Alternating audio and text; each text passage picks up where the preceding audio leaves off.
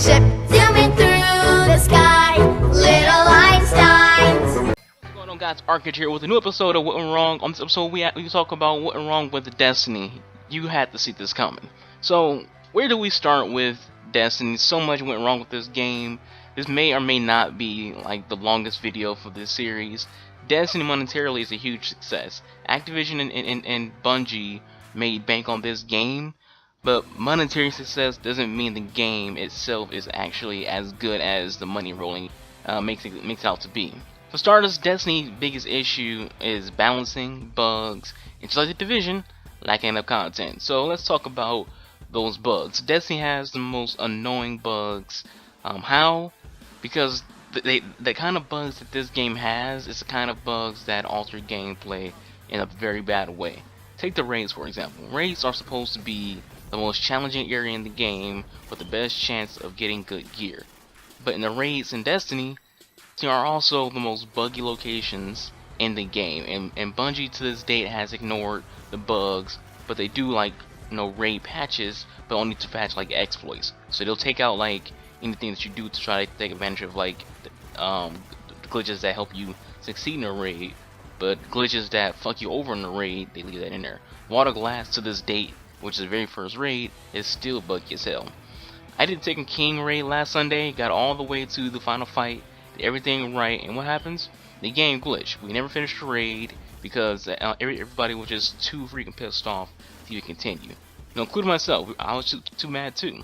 We didn't finish the raid because like we did everything right, and the game just said fuck you. It was hours wasted. We all just stopped playing the game.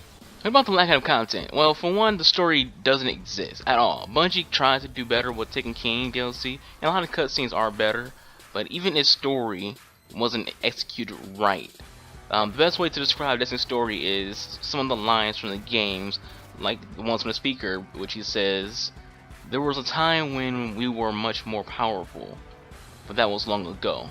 I could tell you about the great battles centuries ago. I could tell you of the power of the darkness." The speaker says that. Where's the details in anything that he tells you? What about the one from our friendly neighborhood stranger that says, "I don't have time to explain what I don't have time to explain"? To sum it all up, details. They are important. Destiny doesn't know that details are important. They tell you these things in the game, but give you no background. They give you no details. Just say, hey, I got somewhere to be. I could tell you the story. Not going to. So, figure it out in the Grimoire cards. And much like the Division, the backstory of the game isn't collectibles around the game that you can, sit and read, and it's called the Grimoire cards. No. Grimoire cards are a failure of game design. You can't put your story into collectibles that you go into a mobile app or your laptop to go figure out and read. So what else is a failure of game design? Constant changes in currency and material uses. Destiny could never make up its mind on what strange coins could do and how to get them. They never make up its mind on what most alike do. And with each DLC, the materials changed, making the previous materials useless. With each DLC, some gear becomes useless.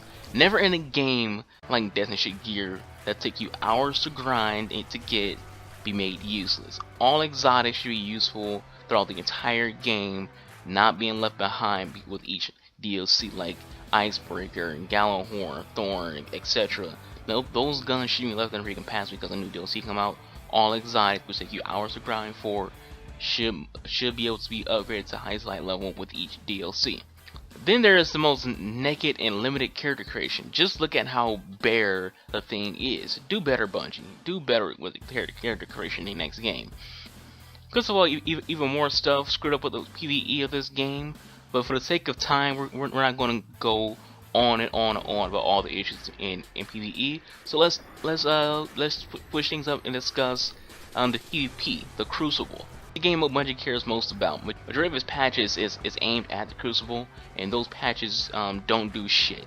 Destiny's Crucible is probably one of the most unbalanced PvP modes in gaming.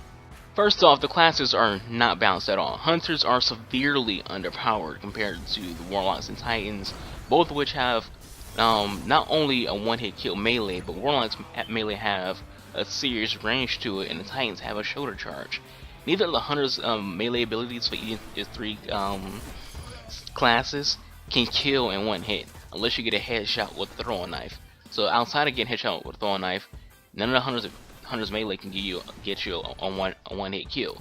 The Hunter's Golden Gun doesn't get the same shielding as a Blade Dancer or any of the Warlock and Titan supers, nor does it get invincibility frames, which the other two do get. When a Titan jumps up to do his Fist of Havoc, no matter how many bullets you put into him, he doesn't take damage, and neither does a Warlock when he's doing when he's doing the Nova Bomb.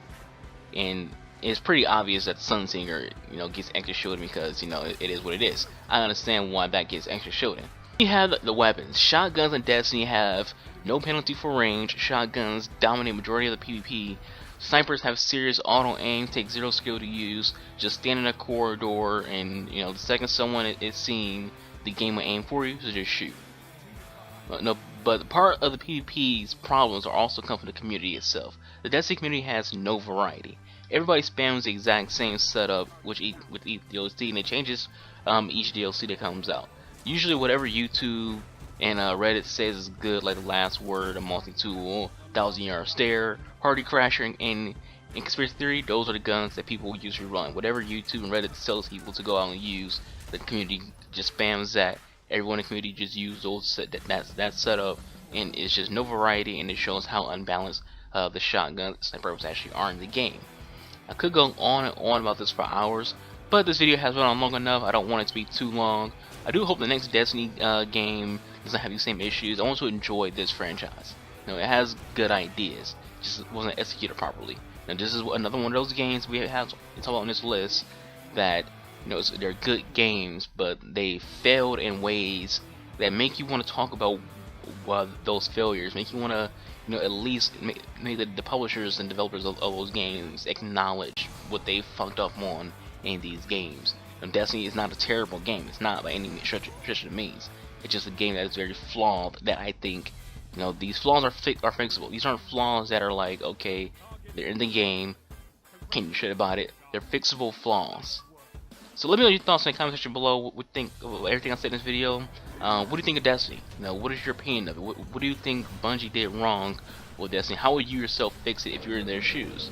But that's it for this episode of What Went Wrong. I do hope you all enjoyed this video. Again, I could keep going on and on, but because I do care about Destiny, there's so much I could say, but I don't want to have this video run on for too long. I do want to see this game become better, so maybe I will talk about this in a later video. But anyways, again, leave thoughts in the comment section below what you think of the video. Anyways, guys, thank you for watching. Peace out.